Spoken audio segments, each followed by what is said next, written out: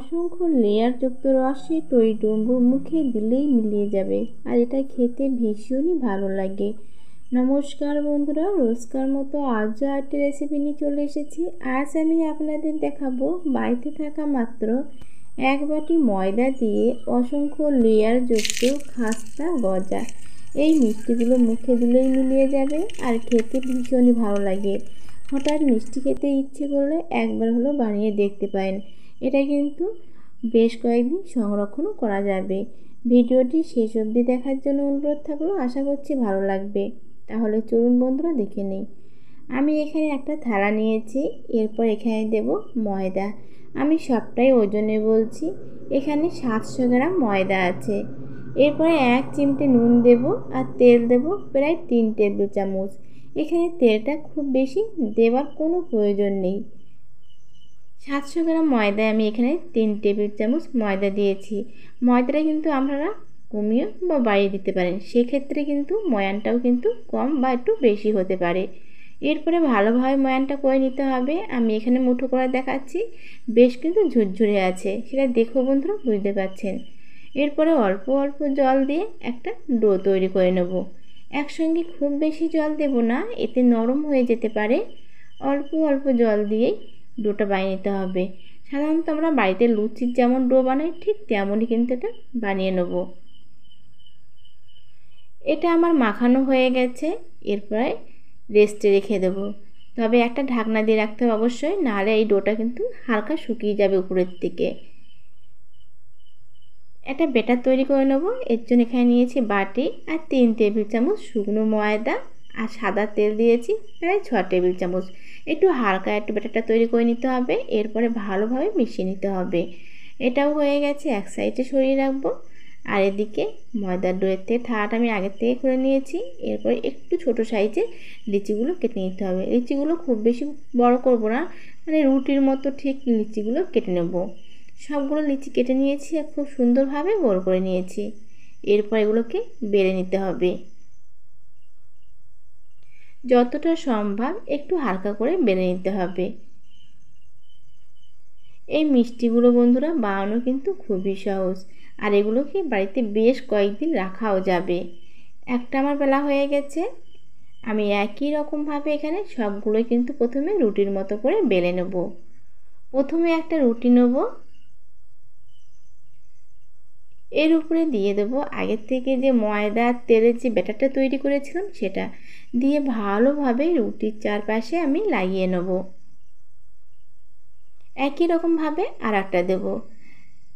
আমি এই রুটিটাকে বেশ টেনে সমান করে নেব, কারণ সবগুলো রুটি কিন্তু ছোট বড় হয়ে গেছে। আবারও একই রকম ব্যাটার দেব, দিয়ে হাত দিয়ে ভালোভাবে লাগিয়ে নেব। একই রকমভাবে মোট এখানে আমি 5টা রুটি দেবো। আপনারা চাইলে কিন্তু 5টার জায়গায় 7টাও দিতে পারেন। আমি এখানে মোট 5টা রুটি দিয়েছি, দিয়ে ভালোভাবে রুটিগুলোকে চারদিকে সমান করে নিয়েছি। এরপরে হালকা হাতে একটু চাপ দিয়ে নেব। তারপরে এটাকে একই রকমভাবে রুটির মতো করে বেলে নেব। এতে কিন্তু খুব হালকা হবে, আর এটা কিন্তু অসংখ্য লেয়ার হবে। এটাকে আবার রুটির মতো করে বেলে নিয়েছি, আর একটা কত বড় রুটি হয়ে গেছে। এরপরে টাইট করে এটাকে রোলের মতো করে মুড়ে নিতে হবে।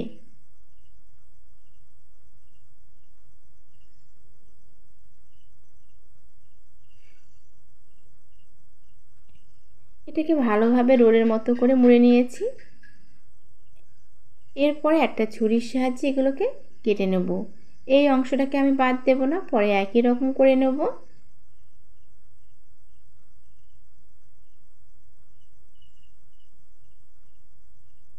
বাড়িতে থাকা মাত্র এক বাটি ময়দা দিয়ে কিন্তু এই মিষ্টিটা বানানো যায় কোনো রকম ঝামেলা ছাড়াই।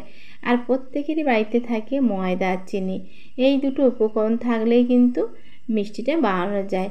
সত্যি বলতে বন্ধুরা, এই মিষ্টি কিন্তু মুখে দিলেই মিলিয়ে যাবে। অনেকেই বন্ধুরা মুড়ির গজা খেয়েছেন, কিন্তু একবার এই গজাটা এইভাবে বানিয়ে দেখুন। আমি এখানে সবগুলোই কেটে নিয়েছি। এর উপরে দেব আবারও সাদা তেল। একটা চামচের সাহায্যে অল্প অল্প সাদা তেল দিতে হবে, খুব বেশি দেওয়ার কোনো প্রয়োজন নেই। সামান্য পরিমাণে সাদা তেল দিয়ে ভালোভাবে চামচের পিছন দিক দিয়ে লাগিয়ে নেব। তারপর এখানে একটা লিচি নিয়ে হালকা হাতে বেলে নিতে হবে। এটা আমার হয়ে গেছে, একটা থালায় নামিয়ে নেব। একই রকমভাবে আরেকটা করছি। আপনারা নিশ্চয়ই বন্ধুরা দেখেও বুঝতে পারছেন আমি কীভাবে বানাচ্ছি। একই রকমভাবে কিন্তু একটা থালায় করে নিয়েছি। আগের থেকে এখানে সাদা তেলটা দিয়ে রেখেছিলাম, তবে তেলটা কিন্তু এখানে খুব বেশি গরম করলে হবে না, হালকা গরম হবে। এরপরে তেলের উপরে একটা একটা করে দিয়ে দিতে হবে।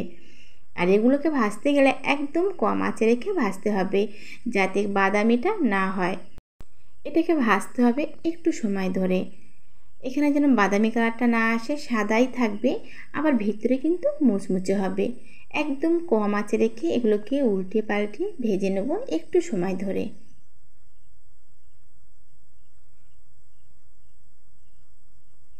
এক পিঠ হয়ে গেছে, উল্টিয়ে পাল্টিয়ে নেব। আর এগুলোকে উল্টিয়ে পাল্টিয়ে ভেজেও নিয়েছি। এরপরে একটা থালায় নামিয়ে নেব। একই রকমভাবে আমি এখানে সবগুলোই কিন্তু ভেজে নেব। এটা আমার হয়ে গেছে, এক সাইডে সরিয়ে রাখবো। এরপরে যেটা করব, চিনির শিরা। আমি আগেই বলেছি বন্ধুরা, আমি কিন্তু সবটাই ওজনে বলছি। এখানে 500 গ্রাম চিনি নিয়েছি। আর একটা বাটি মাপ করে নিলে সব থেকে ভালো হয় চিনিটা। এক বাটি চিনি আর সেই পরিমাণে জল। আর এটাকে কোনো রকম একতার বা দুতার করার কোনো প্রয়োজন নেই। চিনির বলক উঠে গেছে। এরপর এখানে দেবো 3টে এলাচ। এলাচটাকে আমি ফাটিয়ে দিয়েছি। এলাচের গন্ধটা কিন্তু দারুণ আসে। বলক আসার পর আবারও 3 থেকে 4 মিনিট জাল দিয়ে নেব। জাস্ট একটু ঘন আর চিটচিটে করে নেব। এটা কিন্তু বেশ ঘন হয়ে গেছে, চিটচিটেও হয়ে গেছে। এরপরে নামিয়ে নেব চিনির শিরাটা। খাস্তাগুলো দেখেও বন্ধুরা বুঝতে পারছেন যে কতটা খাস্তা হয়েছে আর অসংখ্য লেয়ার যুক্ত হয়েছে। এরপরে এগুলোকে দিয়ে দেবো চিনির শিরা। তবে সবগুলো একসঙ্গে দেবো না, দিলে কিন্তু সবগুলো একসঙ্গে চিনির শিরা ঠিকঠাক মতো লাগবে না।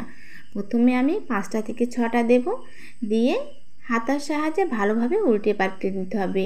এটাকে কিন্তু কোনো রকম রাখার প্রয়োজন নেই, জাস্ট একবার উল্টিয়ে পাল্টিয়ে নামিয়ে নিতে হবে। আমি ভালোভাবে উল্টে পাল্টিয়ে হাতার সাহায্যে তুলে নেব। একই রকমভাবে সবগুলোই করে নিয়েছি আর একটা প্লেটে নিয়ে নিয়েছি।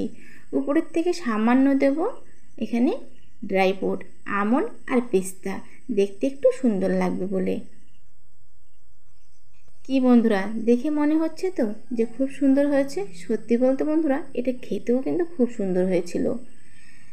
যেসব বন্ধুরা এখনও আমার চ্যানেলটাকে সাবস্ক্রাইব করেনি, প্লিজ প্লিজ প্লিজ বন্ধুরা আমার চ্যানেলটাকে সাবস্ক্রাইব করার জন্য অনুরোধ রইল, যাতে আরও নিত্য নতুন রেসিপি সবার আগে আপনাদের কাছে পৌঁছতে পারে। শব্দ শুনে বুঝতে পারছেন বন্ধুরা যে কতটা খাস্তা হয়েছে আর মুচমুচে হয়েছে। আপনারা তো একবার হলেও বানাবেন, আর কেমন হয়েছে আমাকে অবশ্যই কিন্তু কমেন্ট করে জানাবেন। লাইক করতে একদমই ভুলবেন না। তাহলে বন্ধুরা, সবাইকে আজকের মতো নমস্কার। সবাই ভালো থাকবেন, সুস্থ থাকবেন। আবারও একটি রেসিপি নিয়ে চলে আসবো ঠিক অন্য দিন।